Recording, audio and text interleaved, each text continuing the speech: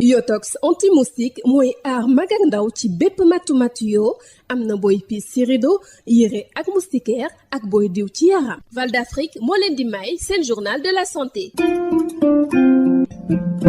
mbokk yi asalaamaaleykum dal leen jàmm ci seen xibaaru wér-gi-yaram fii ci Sénégal at bu jot ay téeméeri cas yu bees la ñuy am ci canceru prostate moo ne day boo seetaatee téeméer bu nekk juróom-ñaar fukk ya wala juróom-ñett fukk ya buñ koy gis day fekk mu yeex maanaam dafay egg ci stade bi nga xam ne si moom lañ naan métastase foofu nag ki nga xam ne moom moo am jàngoro ji dootul mën a wér ngir jubbanti lu mel noonu nag lenn rek moo ciy pexe moo di teel a gëstu ak xool jàngoro ji ci weeru novembre bi nga xam ne si moom lañ jagleel xeex cancer yi dal góor rawatina bu prostate danañu def ay journée de dépistage ci bésu ñaar fukki fan ak juróom ci weeru novembre bi ci juróom benni hôpitaux yi gën a mag ci diwaan bu Ndakaaru dépistage yooyu nag ñi koy amal moo di association sénégalaise d'urologie professeur Papa Ahmed Fall nekk chef service urologie bu centre hospitalier Dalal Jàmm nekk président association sénégalaise d'urologie ñu déglu ko ak Denisia Sambou. cancer prostate pour am ay chiffres yu leer a leer dina jafe tuuti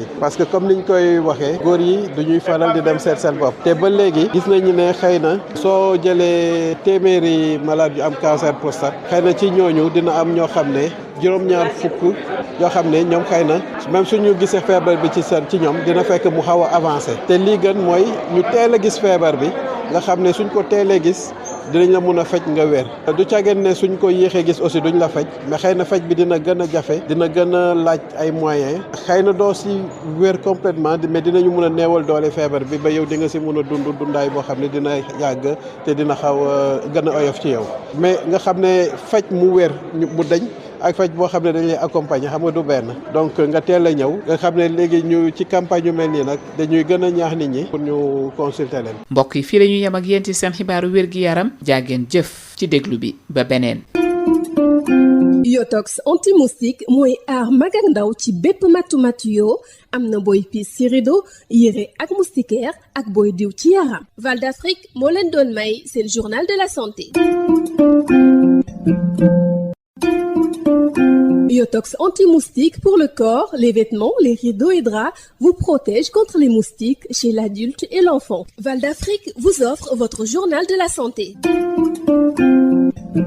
Bonjour et bienvenue dans Info Santé. Novembre, mois du cancer de la prostate. Au Sénégal, plusieurs centaines de nouveaux cas sont détectés chaque année. Près de 70 à 80% des cas de cancer de la prostate sont dépistés à un stade tardif, c'est-à-dire à un stade métastatique où le patient ne peut plus guérir. Il faut renverser cette tendance à travers le dépistage précoce. En ce mois de novembre dédié à la lutte contre les cancers masculins, en particulier celui de la prostate, des journées de dépistage gratuits sont organisées ce 25 novembre dans les 6 plus grands hôpitaux de la région de Dakar. Des dépistages à l'initiative de l'association sénégalaise d'urologie. Professeur Papa Ahmed Fall, chef du service urologie du centre hospitalier national Dalal Jàmm et président de l'association sénégalaise d'urologie que nous écoutons avec Denisia Sambou. Nous célébrons pour tout le mois de novembre le dépistage du cancer de la prostate parce que c'est un mois qui est dédié au dépistage du cancer de la prostate parce que c'est important de le faire parce que le cancer de la prostate c'est le premier cancer de l'homme et c'est un cancer qui malheureusement est encore dépisté trop tardivement dans nos régions.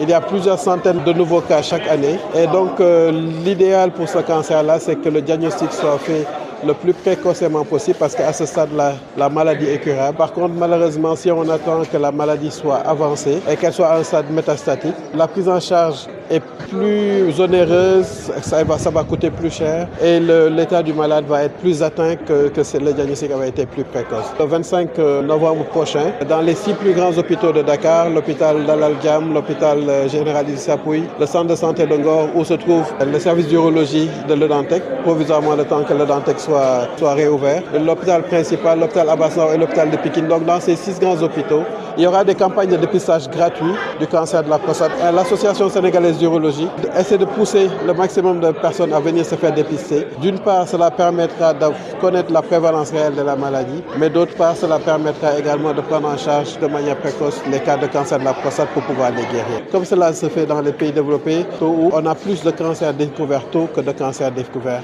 tard. Ça n'est tout pour Info Santé. Merci de l'avoir suivi. Nous vous donnons rendez-vous pour un nouveau numéro. Yotox anti-moustique pour le corps, les vêtements, les rideaux et draps vous protège contre les moustiques chez l'adulte et l'enfant. Val d'Afrique vous a offert votre journal de la santé.